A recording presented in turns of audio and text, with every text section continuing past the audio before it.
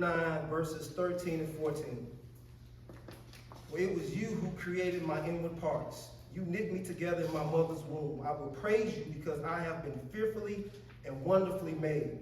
Fearfully, when translated from the Hebrew, means with great reverence, heartfelt interest, and with respect. Wonderfully, when translated from the Hebrew, means unique and set apart. What is God saying? I hold you in such reverence, with such honor, with such respect, that I'm going to make you unique and set you apart from everything else. Don't raise your hand. But if I was you being honest with yourself, how many of you feel like that all the time? Every day when you wake up. Because he didn't say you should feel like this on Monday. He didn't say you was fearfully, wonderfully made on Tuesday.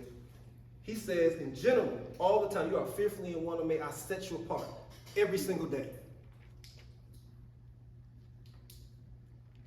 How many of you feel like that every single day?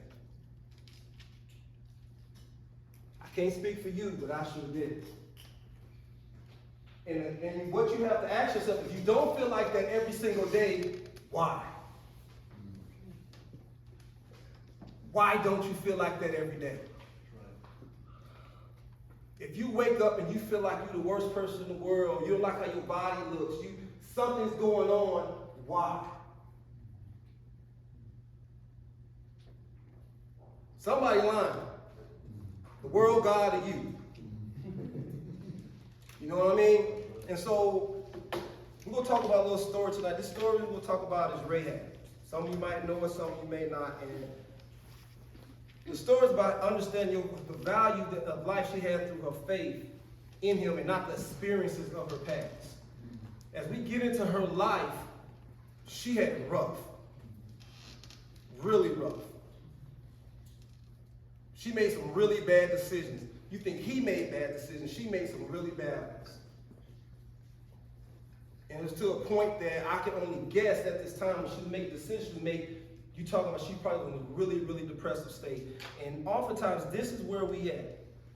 This isn't a story about a prostitute or a harlot during this age, but this is a story about rather a person who's at the lowest of low, but rose to the highest point of history because of her faith and then acting on it.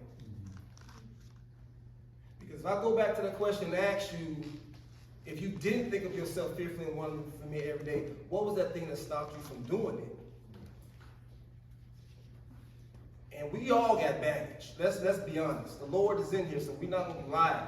Let's be honest. We all got some type of baggage. Some of our baggage is smaller than others. Some of our baggage was caused by ourselves. Some was caused by others. Some both. Some things are so dark that we would never tell anybody else about it. We're going to lock it in our heart and hold on to it. Because we're so ashamed, so embarrassed, I cannot share it, even with parents. But the thing about those things, you carry them. They do not go away. And you have to understand, like, how valuable am I? What are you willing to trade? What are you willing to give away? Because God is saying you are enough right now. But we're constantly trading something away of ourselves to prove to other people. I gotta look like this. I gotta lose this much weight. I gotta fix my hair. I gotta take this. I gotta do that. I gotta make this much. I gotta do this. Do you love me now? And the world's constantly going like, no, keep going. Mm-hmm. And it's exhausting. Right. It's exhausting. That's right. You try to prove something to some people who don't know you, don't care about you. Come on.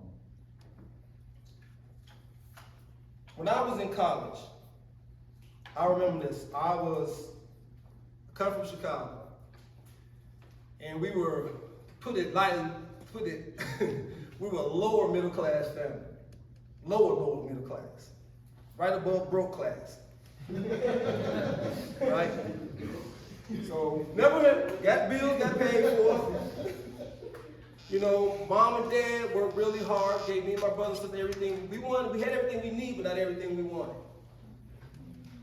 Went to a really good high school, academic high school, which helped me get to college. Went to the University of Louisville. And they had a designer back in his day named Carl Kanai. He was a big urban designer, right? And so it was a big thing to get some clothing of his. So my college gift, my mom bought me like 2 of his shirts and a pair of pants. So I'm like sky high. I wore those suckers to death. I would switch them up every day. I wear a different shirt under them. Now that looked kind of trashy, you wearing the same clothes every day, but I didn't care. I was like, this Carl Kanai. Ain't nobody gonna talk about me because this is Carl Kanai shirts, right? And you know, you're a young guy coming to college, you want girls to like you, you want dudes to think you cool. And so obviously they call me Kenny. My name's Kenny, they call me Kenny. But a lot of girls came and said, hey, what's up, Carl? Hey, what's going on, Carl? I'm like, how do they keep messing up my name? You know, my name's Kenny. I'm like, yeah, my name's Kenny. Like, oh, my bad, Carl. Now it was this, you know how girls are, that little behind the scenes jokes.